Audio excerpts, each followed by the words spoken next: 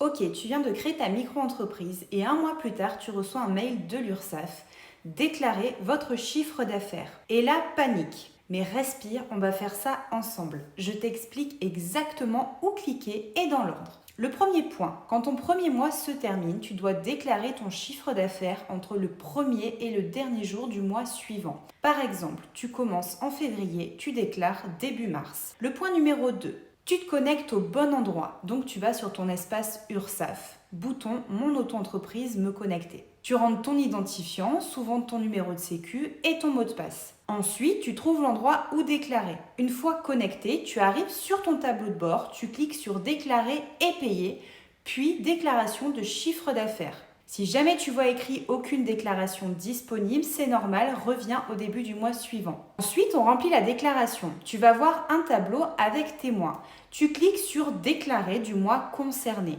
Tu vas entrer ton chiffre d'affaires encaissé, pas signé, pas facturé, pas imaginé sous la douche. Juste ce qui est entré sur ton compte. Si tu n'as rien gagné, tu écris 0. Et non, ça ne te pénalise pas, ça prouve juste que tu n'as pas triché. Après, tu sélectionnes ton activité et là, tu dois remplir la bonne case. Promis, c'est simple. Premier cas, tu es en vente de marchandises. Donc ça, c'est quand tu vends un produit que le client peut acheter tout seul sans prestation. Par exemple, bijoux, vêtements, produits en boutique. Donc le taux va être aux alentours de 12,3%. L'autre cas, tu es en prestation de service. Donc ça, c'est quand tu vends ton travail, ton temps, ton savoir-faire et le taux est aux alentours de 21%. Tu es en activité mixte uniquement si tu fais à la fois de la vente indépendante et des prestations de service.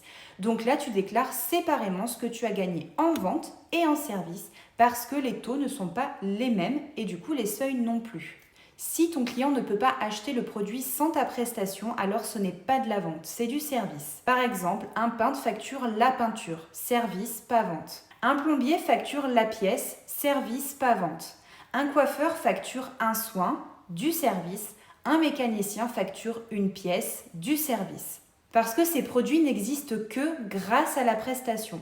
Alors quand est-ce que c'est de la vraie vente ?